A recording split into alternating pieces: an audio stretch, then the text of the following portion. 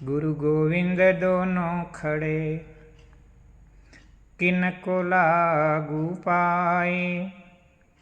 बलिहारी मेरे गुरुदेव की, कि जिन्हें गोविंद दियो बताए।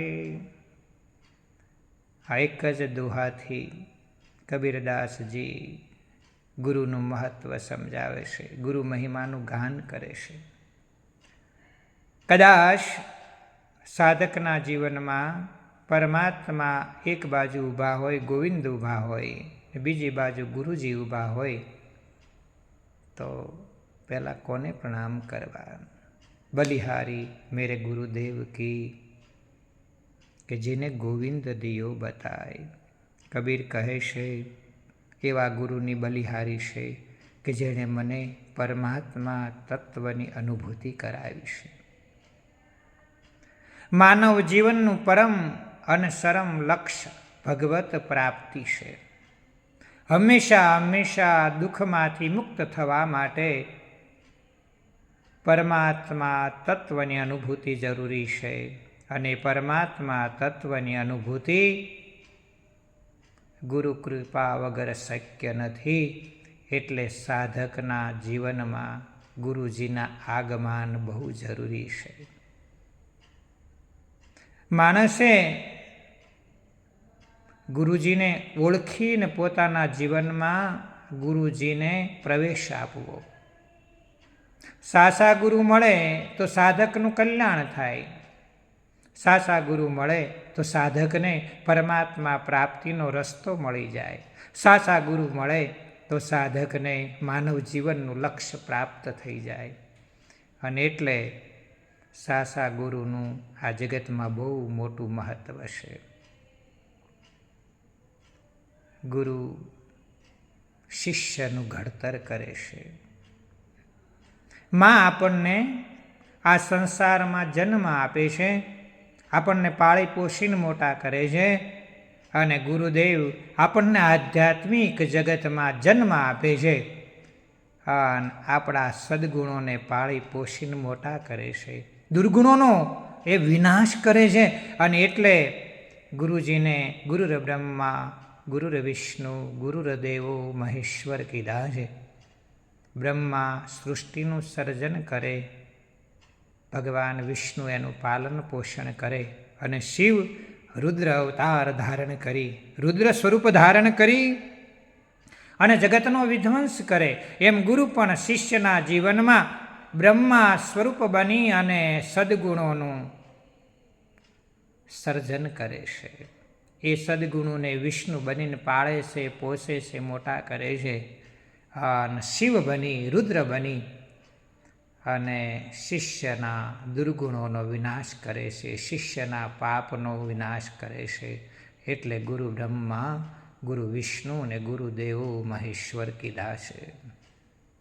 ગુરુજી સાધકને જ્યારે પોતાનું બાળક માનીને અપનાવી લે, અને સાધક જ્યારે, શિષ્ય જ્યારે ગુરુજીને પોતાનું સર્વસ્વ માનીને ગુરુને અપનાવી લે ને, ત્યારે બહુ મોટી ઘટના ઘટે, અને ત્યારે જ શિષ્યનું કલ્યાણ નક્કી થઈ જાય છે. એટલે આ વાત શ્રદ્ધાની છે. આ વિષય આખો શ્રદ્ધાનું છે.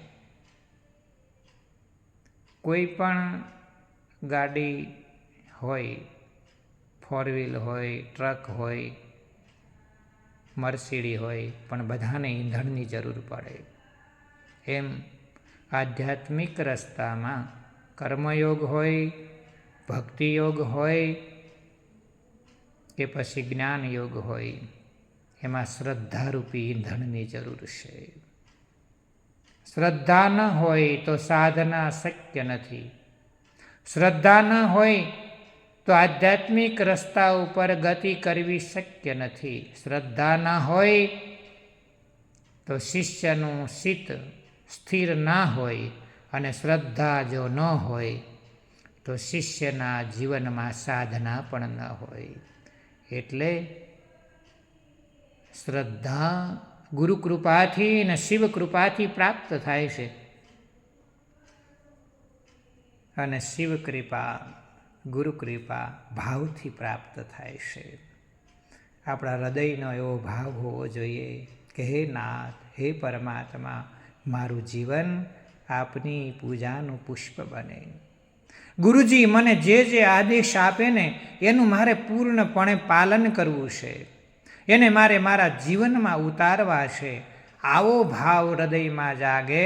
શિષ્ય જ્યારે ગુરુ ચરણમાં પોતાનું મસ્તક સોંપી દે, મસ્તકને કાપીને ગુરુ શરણમાં અર્પણ કરી દે, ત્યારે શિષ્યનો સરમ ટોચનો વિકાસ થાય છે. શ્રદ્ધા બહુ જરૂરી છે. શ્રદ્ધાથી જ બધી સાધનાઓ થઈ શકે છે. એટલા માટે આપણે પરમાત્માને નિત્ય પૂજવાના છે, એનું આરાધન કરવાનું છે અને સાથે પ્રાર્થના કરવાની છે કે હે ભગવાન, તે પરમાત્મા મને પૂર્ણ શ્રદ્ધા પ્રાપ્ત થાવ. મારા હૃદયમાં આપ શ્રદ્ધા વિશ્વાસનું રૂપ ધારણ કરીને પ્રગટ થાવ. મારા હૃદયમાં શ્રદ્ધા અને વિશ્વાસ રૂપે આપ કાયમના માટે નિવાસ કરો. તમારા જીવનમાં જે જે ઘટતું હોય ને એ બધું પ્રાર્થનાથી પૂરું થઈ શકે છે. કાલે આપણે આગળ પ્રાર્થનાની વાતો કરીશું. ગુરુ મહિમા અદ્ભુત છે. ગુરુચરણમાં આ શિવદાસ પરેશભાઈ ડોડિયાના ખૂબ ભાવથી, ખૂબ પ્રેમથી હજારો વાર, કોટી વાર સાષ્ટાંગ દંડવત પ્રણામ.